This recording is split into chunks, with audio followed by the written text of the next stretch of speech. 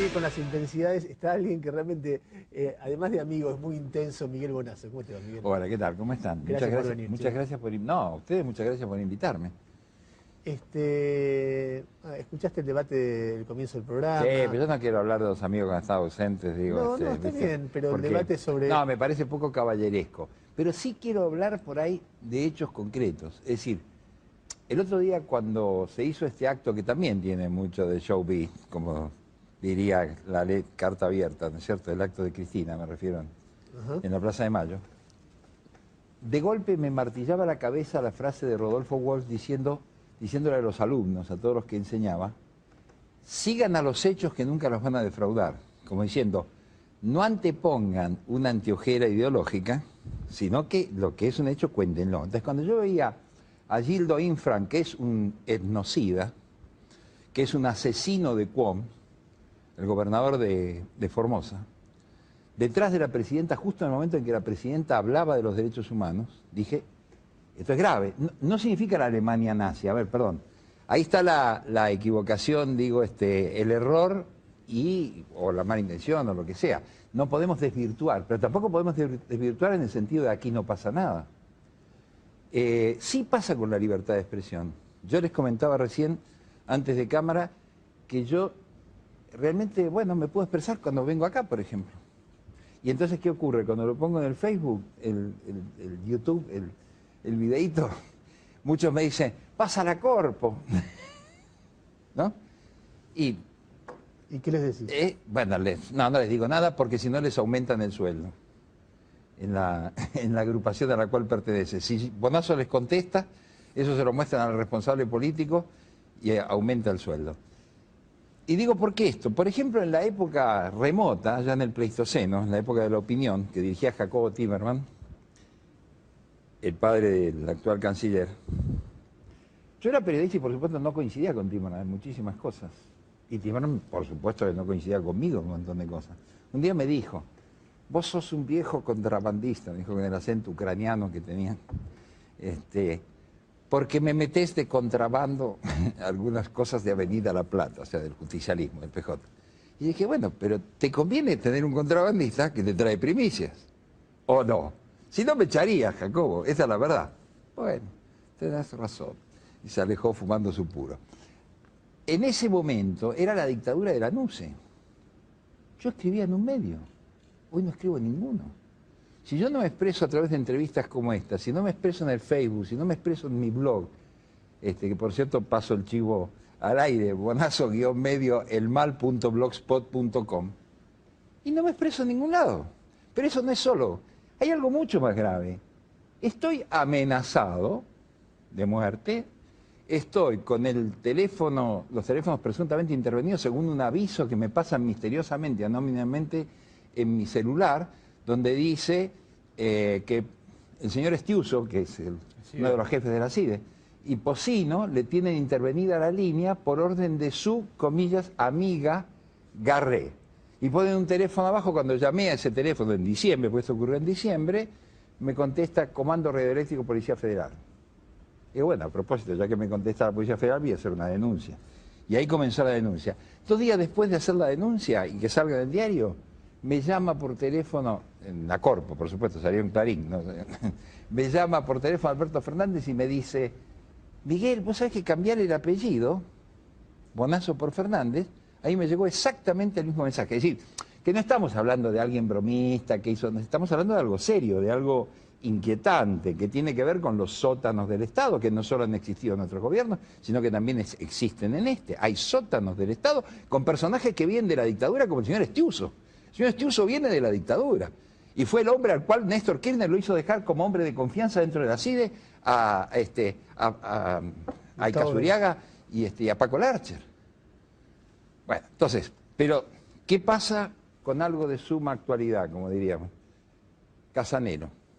Yo conocí a Casanelo en la época al juez, joven que juez. tiene la causa de Lázaro Báez. Exactamente, juez de 38 años, tipo macanudo, yo lo conocí cuando trabajaba en la Fiscalía Federal que conducía en aquel momento Eduardo Freiler y Federico Delgado.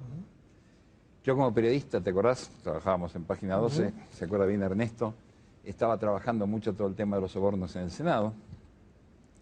Y este muchacho es un muchacho muy colaborador y muy buen tipo. Supongo que lo sigue siendo, pero hay algo que ha pasado que no me gusta y lo quiero decir, y que es coincidente con todo esto. Yo hago la denuncia de este teléfono intervenido, ¿no es cierto? Y del espionaje a que estoy siendo sometido en un hackeo constante, permanente, que incluso, ¿viste? Es hasta burdo porque me ralenta la comunicación.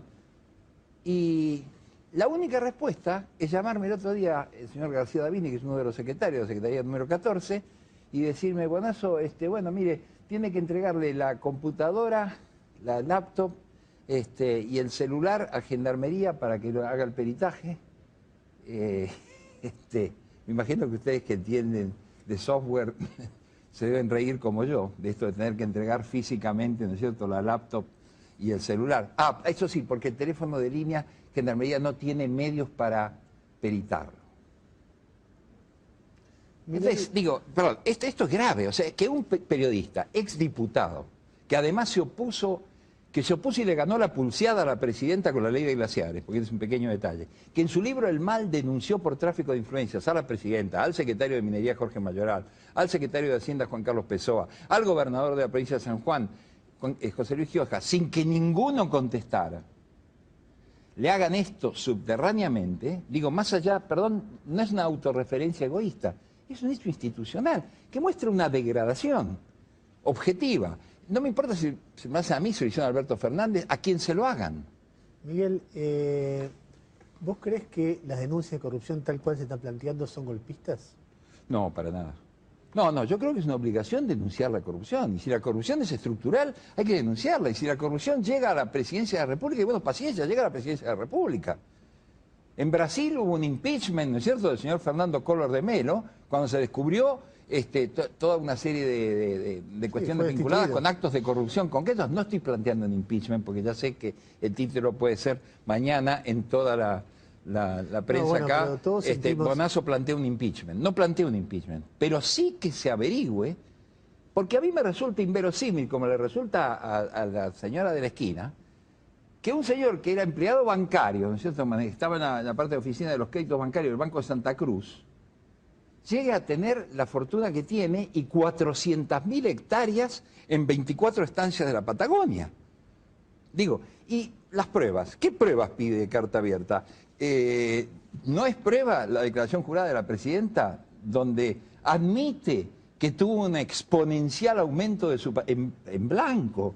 Dice, admite oficialmente, rubrica que creció su patrimonio en un 1000% en 10 años. Miguel, ¿No es eso una prueba, digo, perdón, al margen del fallido, fracasado y falso juicio que hizo Ollarvide, por supuesto, sobre enriquecimiento ilícito? ¿No es una prueba de enriquecimiento ilícito? Pregunta de política por fuera de corrupción. Después de tu larguísima trayectoria en el peronismo, cuando ves lo que pasó el sábado, con la movilización, la militancia, ¿qué análisis político haces de eso? No, yo creo que acá hay una oposición que está totalmente fracturada y que obviamente el peronismo tiene un núcleo duro que siempre ha tenido y siempre va a tener, que es un 30, un 35%, ¿no es cierto?, de los votos de la provincia de Buenos Aires, que es decisiva. Y esto deberían tomar cuenta, porque no hace falta, digo, los políticos de la oposición, precisamente, porque para esto no hace falta recurrir a ningún encuestador. Se sabe, es histórico, es una secuencia histórica. Y bueno, todo ese aparato gigantesco se ha motorizado, se ha movilizado, y va a dar pelea. O sea, yo creo sinceramente que cuando dice Cristina que necesitan una década más, hay quienes están convencidos, no sé si ella misma, es posible que sí, de que efectivamente se tienen que quedar. Y creo que eso solo generaría un acto de desestabilización mucho más grande que el que pudiera tener el peor de los golpistas. El más acérrimo defensor de Videla no podría hacerle tanto daño a las instituciones como la presidenta diciendo eso. ¿Por qué digo esto? Que puede sonar, digamos, temerario. Porque desgraciadamente yo conversaba con Cámpara, con el verdadero Cámpara, con Héctor José Cámpara hace muchísimos años, y una vez tuvo una ligerísima, muy remota y muy confidencial autocrítica respecto del primer peronismo.